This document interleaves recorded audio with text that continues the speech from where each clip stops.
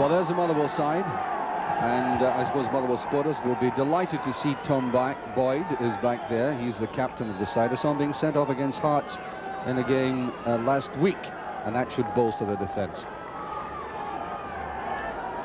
Dundee United, badly affected by injury, quite obviously, and Jim McLean bemoaning the fact that he couldn't rest one or two of these players, and that's the Dundee United side, enhanced by Miksu Patalainen at number 8. He is the young Finnish player who made an impact last week, scoring a goal and laying on the other, and he looks, at the age of 21, a very useful, strong player. Referee today, Alistair Hewitt from Edinburgh. Certainly an important game from the point of view of Motherwell in what has turned out for them to be a different kind of league. 4 or 5 teams at the bottom, all desperately anxious to avoid relegation, and for Dundee United, they really must keep in touch in the Championship after having lost at home last week and being knocked out of Europe. There'll be a lot of tired legs out there, I suspect, in the white shirts. That was not one of them. That was Gordon McLeod, as the Dundee United captain of the day. Number 3, Maurice Malpas.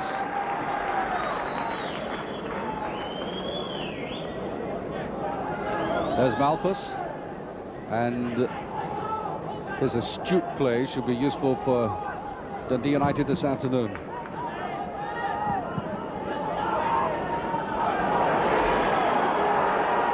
very good break and an excellent tackle there by Hegarty.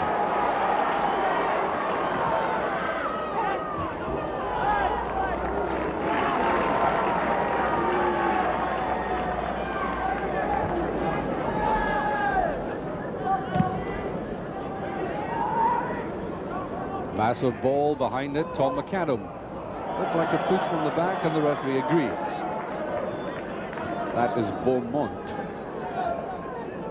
Tom McAdam will be looking for the edge of the penalty area. Again, it looked suspiciously like a push. That's a shot, and Billy Thompson. There may have been a deflection. No.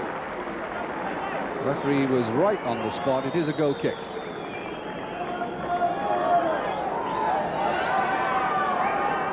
Watch the way that this is covered, by the way. That's Tom Boyd getting his shot in, and Thompson making sure. I'm convinced he thought it was going wide, but he crept across anyway. Gordon McLeod. Strong effort by the youngster. In fact, I think the Motherwell goalkeeper was going to have it well covered, and he had 2 defenders in front of him in any case.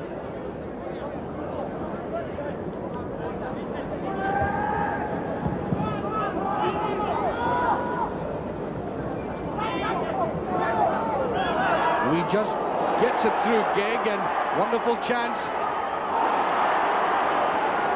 No, really, he had to angle that. Can't beat Billy Thompson that way, not putting it right through him. He's not the invisible man. Great chance. Slackness in the United defence.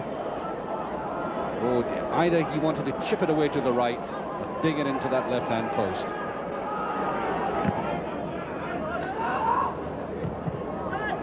McLeod missing that totally. That was Beaumont to Malpas. Hasn't come forward all that much. Oh, wasted ball. There was nobody going to catch that one. And a wasted journey for him.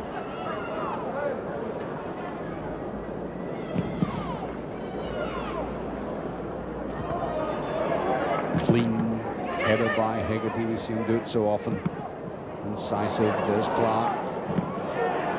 That needs swept forward, and they're all onside. John Gagan. Oh, it needed a dab forward, nothing more than that. And there was Farningham coming up. I mean, players don't have eyes in the backs of their heads, and there was one occasion when I'm sure they wished they had. Look at that. McInally thought everything was all right, and then boop, not so far away. These players really thinking hard how to break down the defences. Well, that high ball to McLeod It seemed to be a useless ploy because McAdam is so good in the air. Free kick. That's young Joe McLeod. Wearing number 11, but in fact playing right through the middle.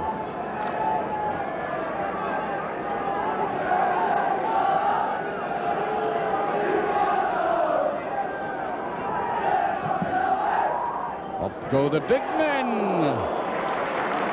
John Clark. That was a very good header. Really was. And look how far out he was, in fact, and he tried to guide that round, and you can see the goalkeeper, I don't think, would have got to that.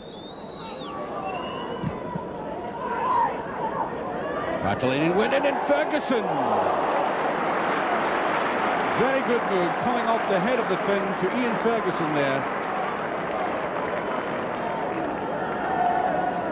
Well, his first positive contribution, the big man getting up. Now, Ferguson sometimes can take a ball like that in his chest and get it down quickly to foot, and that might just have paid off them. It was possibly just an opportunity to get a shot rather than a header in. Although, repeatedly, it's easy enough to say it from up here.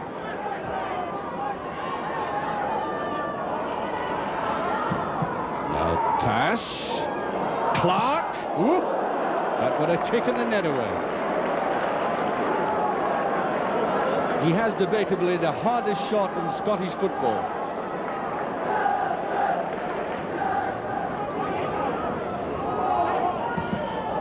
That might be a corner. Very slightly conceded that by Bowman. This is Motherwell's first corner. And we're in stoppage time in the first half. Thank you very much.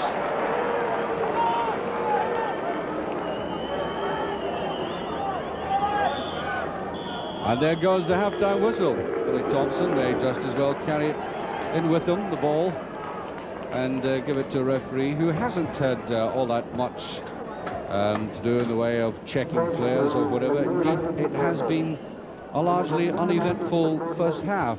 I don't see any fear of spectators getting high blood pressure, and I'm sure the managers themselves have had a rather equitable first half, but no doubt with team talks to come at half-time, we may get something very interesting. Ah, well, the gentle, colourful animals straight out of Walt Disney, I may say, with the tangerine colours there, supporting the team as they just kick off at the start of this second half, and at least that fancy dress will be keeping them warm, which is more than can be said for up on this television gantry on a very cold afternoon, very raw. And we hope for something rather more passionate in the second half, and here's a man who certainly has the ability to do that sort of thing, Ian Ferguson.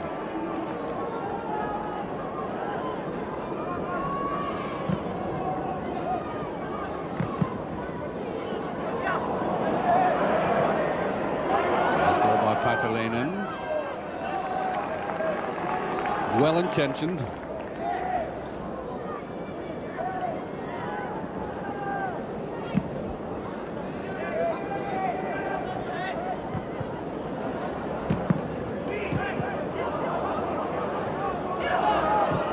John Clark, casual ball forward.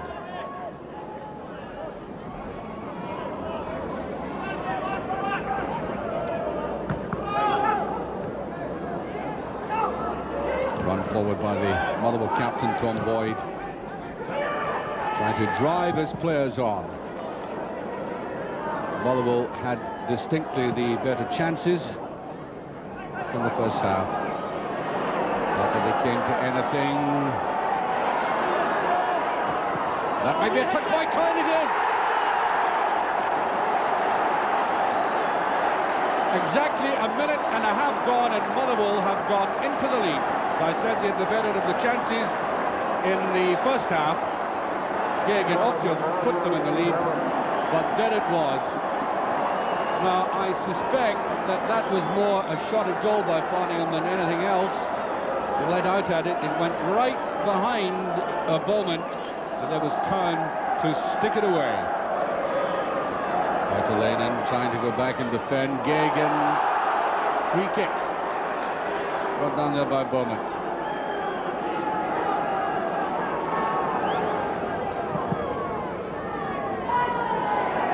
Well, there's the old warhorse up again. Tom McAdam. There he goes back. He's done that so often for various clubs, last of which, of course, was Celtic.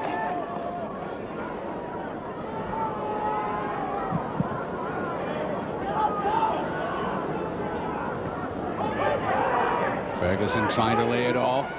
Patalainen in. And I think the big Finn being penalised again. Free kick.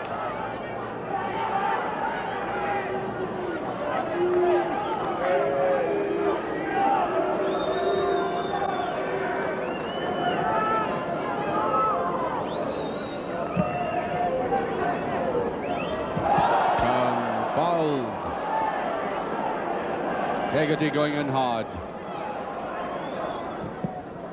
Sullivan putting it in. Nobody touching it. Well, they get the throw. It's Sullivan again. And that was off the head of Beaumont. All the crowd warming to this. Billy Thompson belting out the instructions again. McAdam is up. There's a drive and it's a second goal. And that was a distinct deflection. McAdam was up for it, certainly. Putting it hard forward. And Tom Boyd. Now let's see how this deflection comes about. Back it goes. It is Tom Boyd rattling it in, and that was off the foot of Bowman. What a tragedy. That was going well wide from Boyd.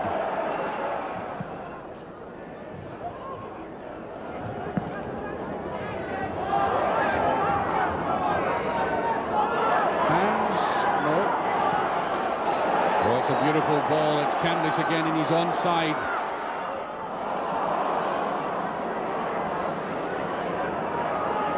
He's feeling annoyed about that. Dear, oh dear.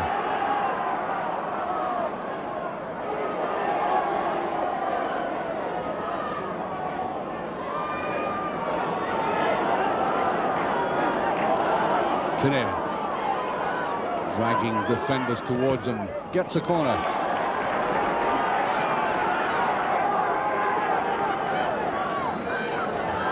Up will come Hegarty and Clark. Back will go Bowman and McInally. Bowman is up as well. We just touch away, and that must be no. That's the big man who scored the own goal, Beaumont, who was in on that. And I think United might just pull themselves back if they can get the big men in for balls like that, headed well down by Patalainen. And that wasn't far at all away. Now, I think the fellow who scored the own goal, Beaumont, would have deserved a strike there. So here's the corner kick. Again, they're getting ahead. Sid Clark is there. Ferguson tries to go in. All panic stations at the moment in their defence. Bit too much in that. Free kick. Not much use in protesting about that one. Well, there we are. He gets danger money, and in all honesty, they draw the short straw for that one. Now, this is the danger. They push players forward, and he may be caught. Philibin breaking. No, cut out there by Beaumont. There's Bowman. Now McInally.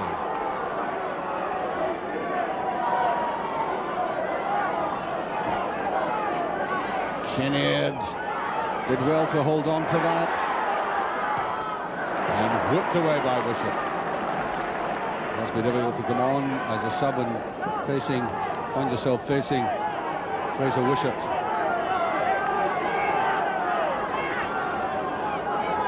Bowman again.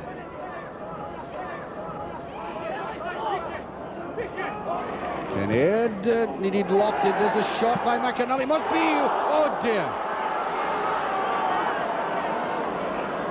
Superb effort by McAnally. Now the break.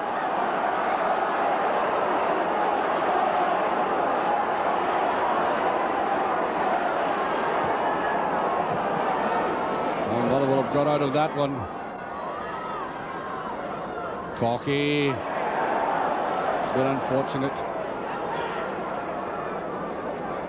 Try for the corner, but it is in fact a goal kick. Well, the chances for United have been few and far between, and this was certainly a distinct one. Look at this. McAnally right off the crossbar.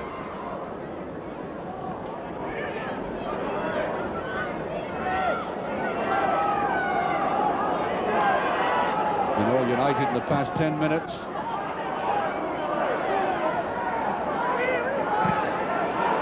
There by McAdam. I think the latest tackle there by Khan and Jim McLean angered by that challenge. The referee has stopped the play, given the free kick. Kinnaird. Always going to be the side net, I think, with that shot.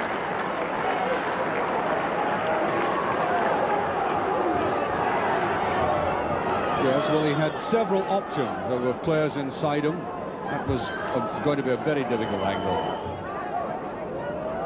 Well, Tommy McLean, haven't seen much of him. We've got the cameras down there, but he must be a fairly happy man at a 2-0 scoreline with only about 7 minutes left. Well, he won't breathe easily until he hears that final whistle. Oh, it's a superb pass. This is Curran. Nobody to touch it in, and Kinnaird. Oh dear. Well, it looked easy, didn't it? Look at this great pass by Ferguson. The two substitutes in action, that was Curran. And didn't it look easier to score, in all honesty?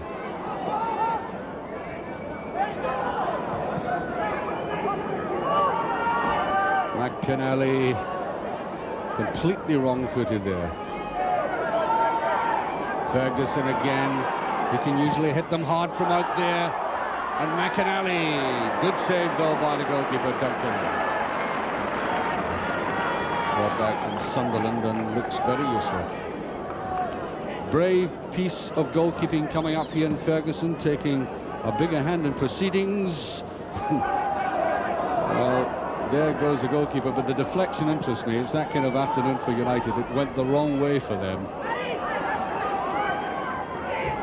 Well, that's a lovely move. Brilliantly saved this Ferguson. He's done it. Well, at least over the past 15 minutes, that's something that United have thoroughly deserved. They put the pressure on, but they've left themselves precious little time to save this game. Only 4 minutes remaining. They pull back. Ferguson pouncing on top of that. It looked as if any three players could have gone through and put it in the back of the net. A good save by the goalkeeper, but letting it just a bit too loose. And Ferguson rattled it in. There's Kinnaird. Well, it has to be said, despite all the fears, United are finishing the stronger team. He gets a corner, and they'll have to rush to take this. I make it 2.5 minutes remaining. United trailing by 2-1. And this is the heart of their fight back. That's not a bad ball. There's McAnally. Here's a great chance for McAnally. And it's off the post, would you believe, from Beaumont. It's not been his afternoon. United desperately unlucky. Mark Hugh, a marvellous finish to this match. And it goes again.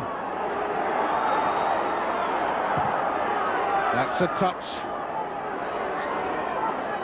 Kinnaird. He's got to get that ball swung across. All the big men are up, including Clark. that it is again, and the goalkeeper ought to get this. He hasn't, and it's another corner.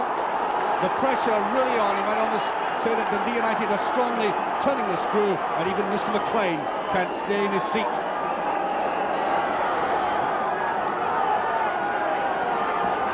Half a minute plus stoppage time. Well, that's a dreadful waste. Malpass and Motherwell almost get away. Ball going over the line, and I think United, if they are going to save this game, will have to do it in injury or stoppage time, as we nowadays call it. There's Bowman. Everybody forward for United. And look at this, 2 against 1. Cowan. He's really got to partner it. Or perhaps all he wants to do is keep possession, realizing that time is running out, and we indeed make it 30 seconds into injury time. And Motherwell will be in no hurry to take this, although you can see the referee down there is checking his watch constantly and warning Motherwell about slow play. It's a goal kick, and Billy Thompson will have to take this very quickly indeed. A minute of injury time played. Dundee United still trailing, and there goes the final whistle. A bold, brave, despairing effort by United to save this match, and I think they can be very proud of the way they've lifted themselves up and fought back and just narrowly missed out.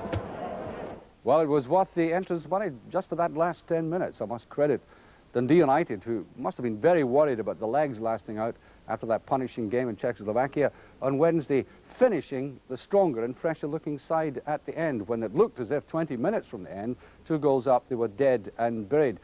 I think they had bad luck today, and Motherwell had a slice of good luck, but that's the way it goes.